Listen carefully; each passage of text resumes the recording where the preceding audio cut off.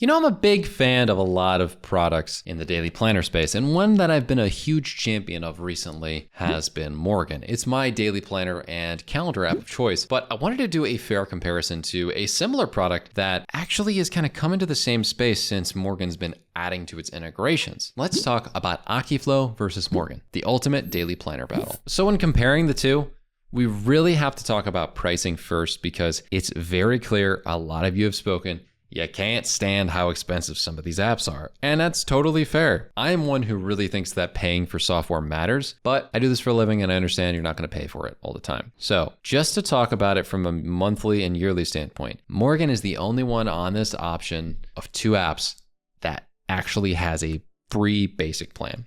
Right? You have the ability to use the desktop app, a read-only version of the mobile app, only one option for calendar integrations, and it does come built in with its own task management and team availability, as well as invite options. So like booking links and stuff like that are only available on the premium plan. You can just do like one-off open invitations to, hey, I'm free during this time, like book a call with me. But on the pro plan for $9 if you're doing yearly and $15 for monthly, you have unlimited calendars, the full mobile app on iOS and Android, task integrations like with Notion and other products like Todoist. You have booking page plus scheduling links, and you also have the Morgen Assist automations as well as team availability checking. Akiflow is way more expensive. The yearly option is $19 per month, and the monthly option is $34 per month, and you just get everything. Right? They put this ROI calculator on here to try to articulate like, hey, how much is your time worth? What's your rate? If you're saving you an hour in a month, it's worth it. But it's like, you also have to make more money during that time. So it's almost, this contextually makes sense for like business owners or people who work in like a freelance capacity where their time does equal money versus someone who's like an employee that just gets paid based on how much they were offered as a salary. So it's kind of a funny thing that they have on the website, but I give them credit for trying to showcase that. For them, they have everything. Like I said, they have a bunch of different features that are actually above and beyond what you have inside of Morgen in some instances. So I'm going to show you how that works right now. So first and foremost, if you go on the Morgen app here, you'll notice that I have a bunch of different colors and it's a little bit vibrant and all that kind of stuff. And the focus here is definitely on the calendar. Why is the focus on the calendar? It's a calendar application in itself. Sure, it's a daily planner for all intents and purposes, but I like it as a daily planner as well because it has this great Notion integration that I'm paying for. But even if I wasn't paying for it, I can still drag different tasks from Morgen's native task system to drag it onto my calendar, unschedule the task, or in some instances, unschedule and delete. And then also it does have a really cool option to essentially create subtasks for this, like maybe video 1. So this task could be like record videos, right? And then we can do like video 1, 2, 3, 4, that kind of thing. It's really cool that this is even an option, but you have native tasks inside of Morgen. And inside of Akiflow, you also have native tasks. And say, for example, I type this task, which is like record video. This is a put plural record videos.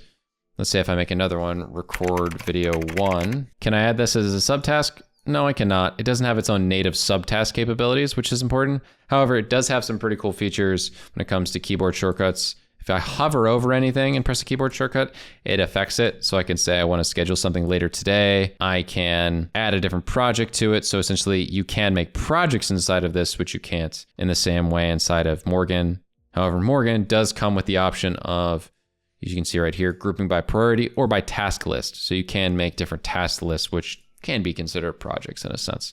So they both have native task systems that I think are really great. However, you'll probably notice in just the literal clicking and the snappiness of the UI and UX, if you're asking the question, the answer to your question, is Akiflow faster? Because it does seem like it's a little bit more snappy when I'm interacting with it than clicking into Morgen. It is a little bit faster. I'm not really quite sure why. The experience just feels a little bit faster. Partially UI UX, I think it's partially just the platform is literally faster functioning. Like if I drag this, it'll work 100% of the time. It'll have events replan notification immediately. If I move something like this happens all the time. It's like, okay, what do you want me to do about this, right? Like, I don't like that this happens. It's a fungible, weird misclick situation. And I use this as my daily calendar app. So it's not necessarily something that is a deal breaker, but if it had like the same level of syncing upness and, it has all the different calendar options, you can click yes to going. All their calendar features are pretty similar.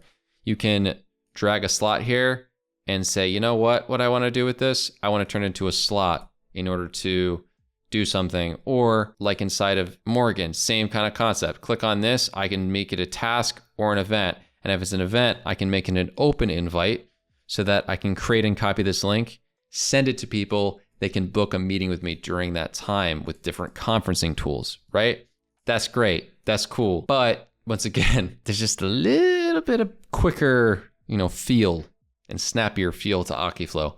But you are paying, mattering on if you're going with like the monthly versus the year, like double. You're paying double essentially for the same thing that's maybe a little bit snappier. However, the integrations on this are a little bit more robust, or well, I guess it used to be. Akiflow does have a solid Zapier, setup that you can use. You can do the same thing in Morgan. It's not as robust of an API there. But when it comes to their native integrations, Morgan has done so much work that they've added things like Notion. They have Microsoft To Do, Todoist, Asana, ClickUp, Linear. They've added pretty much all this stuff here, including Outlook, Google Calendar and stuff.